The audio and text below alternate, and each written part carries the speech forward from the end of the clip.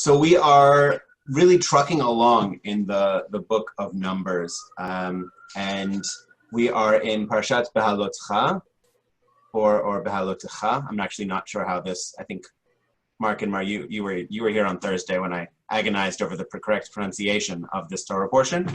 There does not seem to be consensus, and so I'm going to need to hook up with one of my Hebrew grammar nerds and find out what their argument is. Anna and I are not even in agreement as to how this Torah portion is pronounced. It's a machloket. It's a machloket. I will actually, so if you, I'll show you on the, once I start my slideshow, you'll see, I can show you where the difficulty is.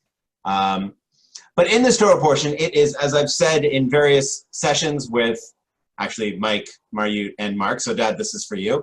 As I've said in various sessions, this Torah portion has an incredible amount of material. There are some Torah portions that are simply you struggle to look through and find what it is you want to talk about. And really, this Torah portion could be spread out over a half a dozen others, and still you would have plenty to say. This Torah portion has the menorah and some descriptions of the menorah that allow for an incredible amount of interpretation. It has the story of the email that I sent out this morning. It has the narrative or the verses of the Torah, the ark moving and leading the people that we use in the Torah service, both the beginning and the end of the Torah service. It has in it the people complaining and Moses complaining to God, which is actually what we're going to focus on in this Torah portion. In this Torah, we have some quails, an incredible, obscene amount of quails, and a very, I guess, graphic description of the Israelites eating quails until they made themselves sick. We have the story of Miriam and Aaron discussing, gossiping, condemning Moses, his marital choice, which results in Miriam being afflicted with Sara'at and Moses' prayer, which is also going to be a subject that we're talking about today. There is an incredible amount in this Torah portion. We also have the orders and the description of how the Israelites marched through the desert. This is a transition moment from camping at Sinai for a full year into the journey to the land of Israel. So this is a very full portion. But in anticipation of my prayer class, which is going to start soon, either next week or the week after, depending on if we can get a full set of registrations. If anyone on this call wants to join my prayer class, please sign up so that I know you want to join. I'm talking to all of you right now. Mike, I'm going to call your dad, actually, is my plan. Oh, okay. That'd be fun. He'll count for the Dworkins. That's the plan. Okay. But he's by the way, he's going to be a little bah humbug-y about a prayer class.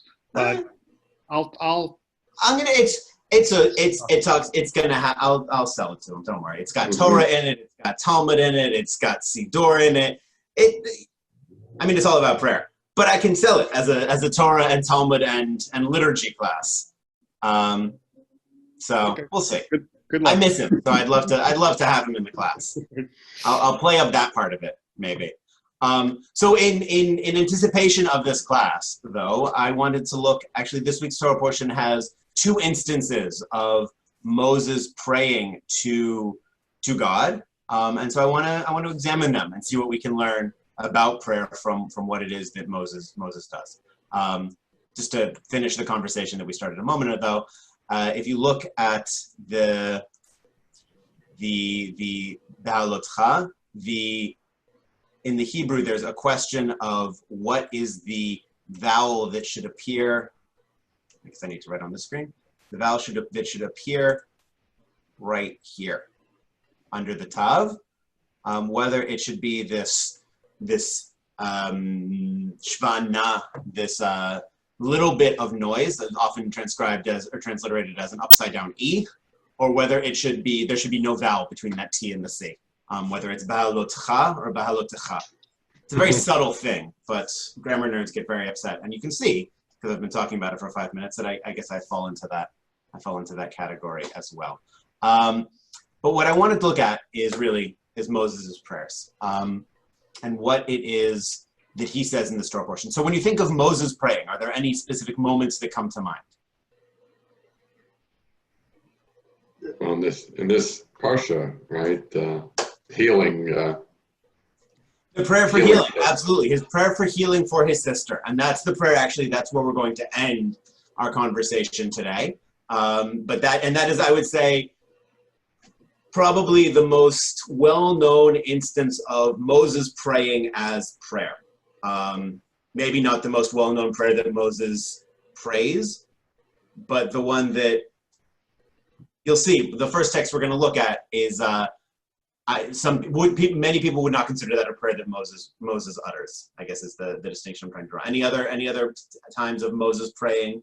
I was thinking at the sea. At the sea. So the song at the sea, or before the crossing? Which prayer are you talking about now? Yes, the song of the sea.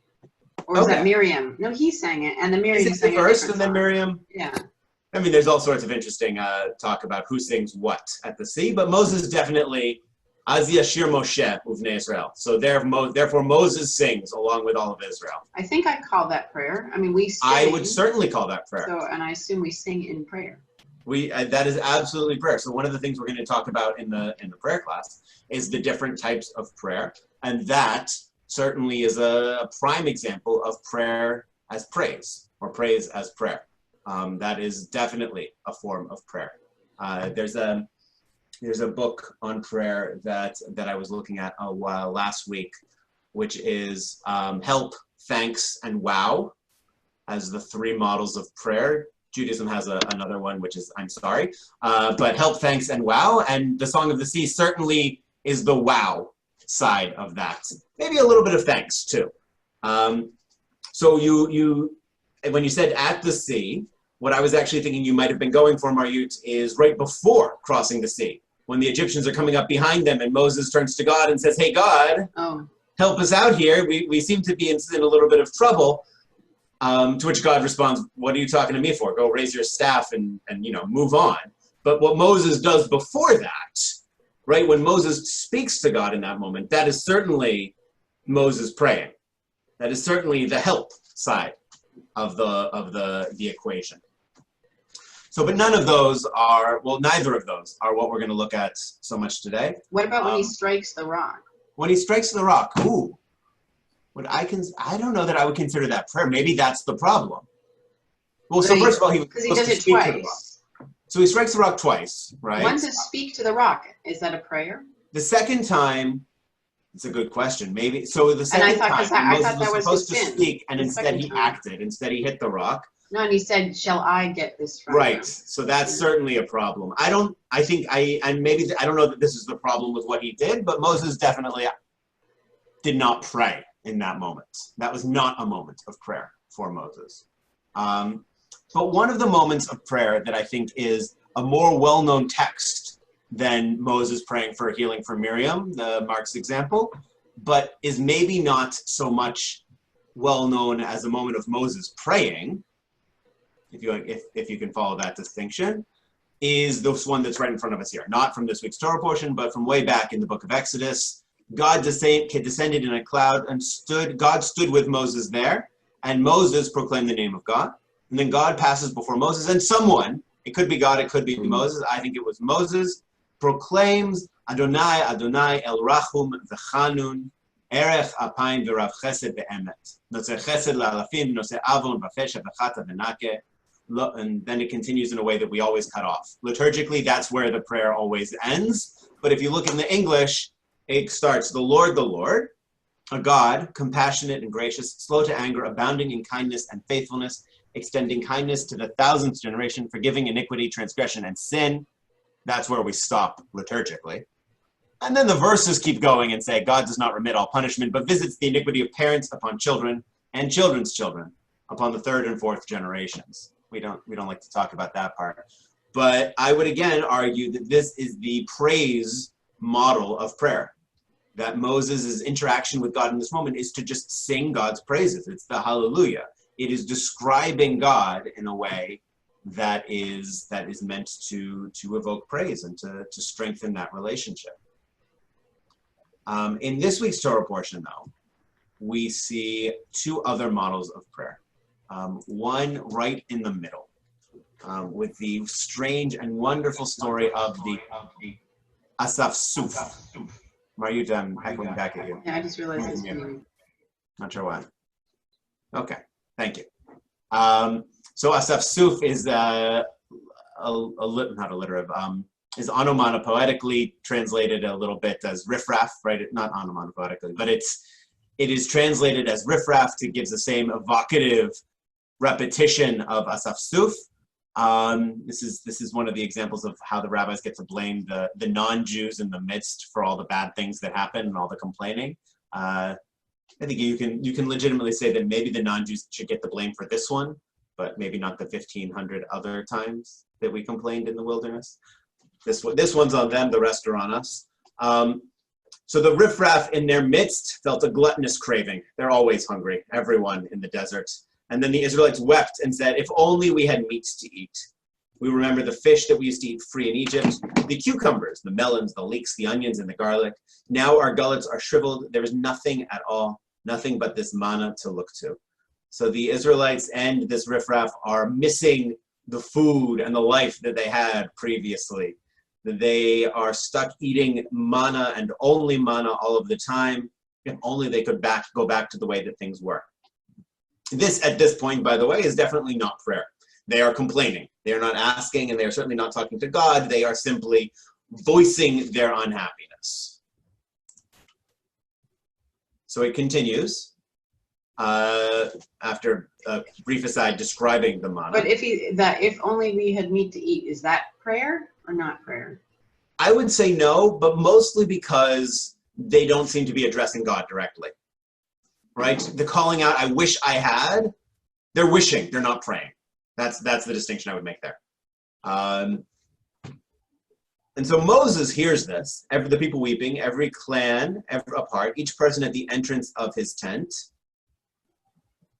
The Lord was very angry, and Moses himself was distressed. And Moses says to the Lord, so Moses is not lamenting on his own, he's talking to God directly.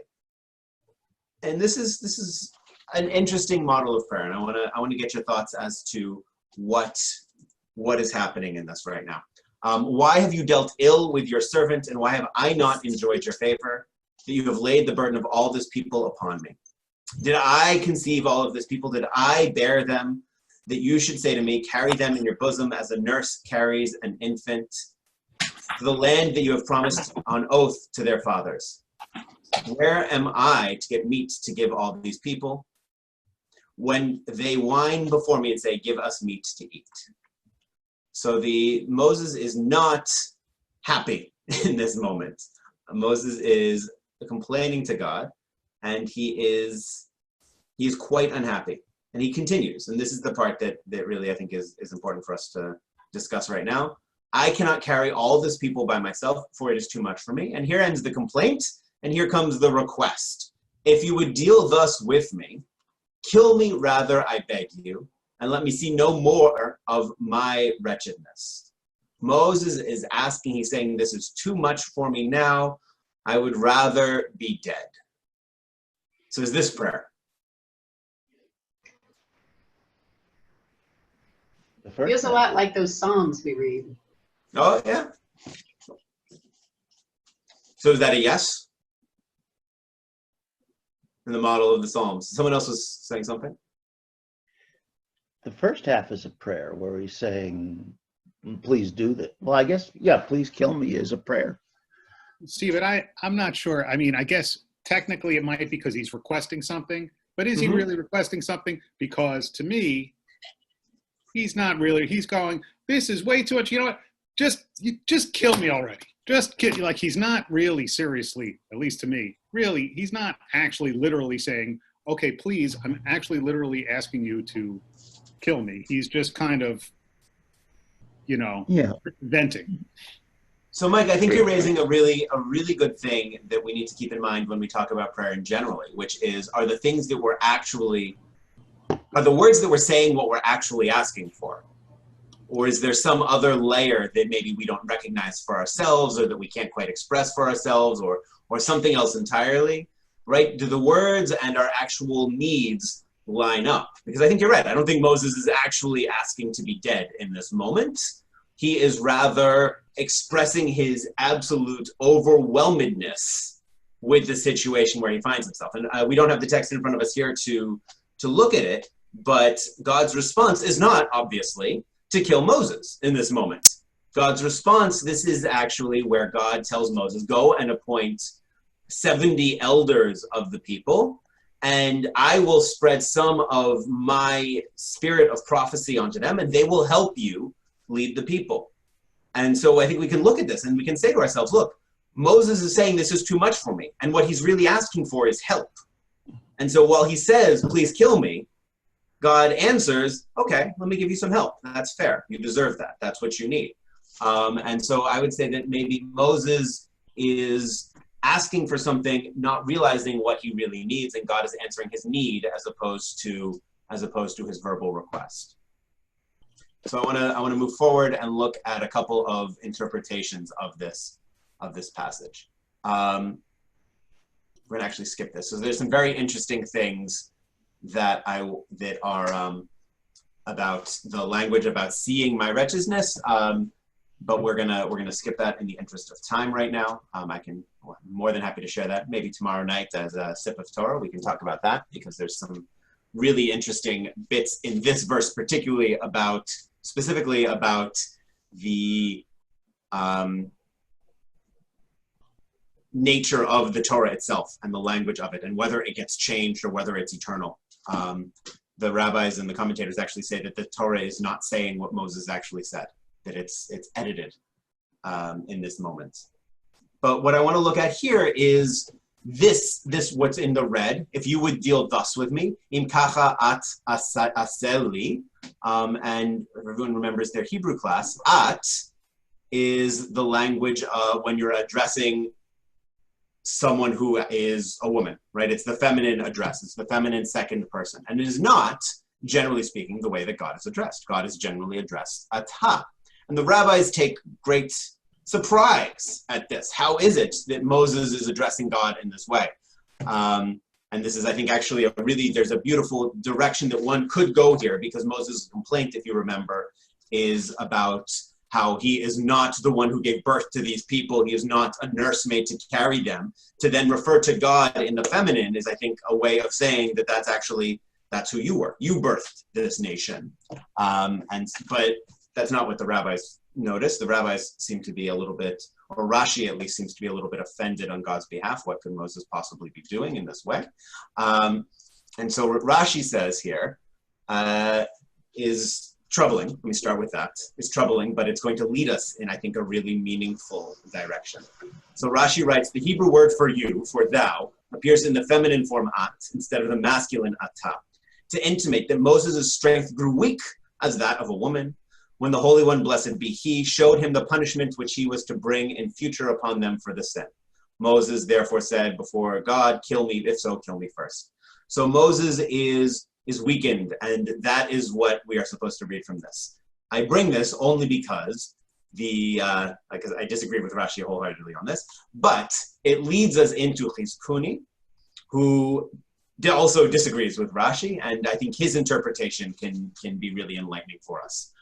So CHIZKUNI looks at this and he says, okay, fine, Rashi says this, but it should be interpreted, Moses was full of a psychological pain and anger, so that he addressed God as if he were addressing a human being, and he ran out of breath before being able to complete his sentence, right? If you think about the words, at and ata, for ata, you need to have more breath in your body, right? And if you are done, if you are empty, if you are so distressed that you can't even breathe anymore, then all you can get out is the at. And so it has nothing to do with the object of Moses' statement. It has nothing to do with God and whatever gender identity Moses is ascribing to the divine in this moment. Rather, this has everything to do with Moses and his lack of breath, his lack of ability to even get the words out that he needs to say in this moment. And this, I think, contrasts beautifully with the prayer that comes at the very end of our Torah portion.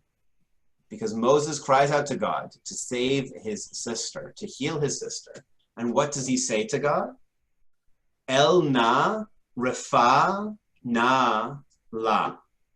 Every word in this prayer is full of breath. Every word in this prayer has an elongated breath that goes along with it. If we wanted to stretch it out, we could stretch it to infinity, right? El na, refa na la. And we could look at this, and actually I started in thinking about these two prayers and in comparing them, looking at this as saying that Moses' prayer here on behalf of his sister is the model that we should go for. We need to, when we pray, we need to be able to find the space and find the breath in ourselves in order to fully express where we are and what we need, right? Moses, even in these 5 short words, was able to get out everything that he needed and to have the space for the breath that was so essential. And that's contrasted with the prayer earlier, where he cannot even get out the word ata and abbreviates it to at. And at first I thought that therefore that made Moses' prayer earlier faulty. It made it defective. It was not the model of prayer that we should look at as we think about our own prayer lives. But the more that I thought about it, the more I realized that each of these prayers are authentic, right? Each of these prayers represent a different moment in Moses' life.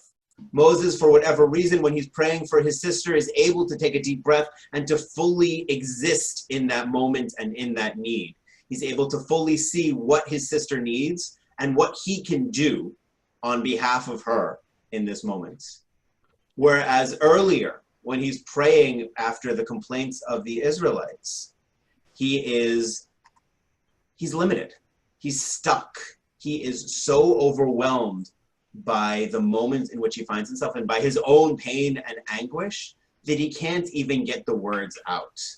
And if he can't breathe, how can we expect him to pray eloquently?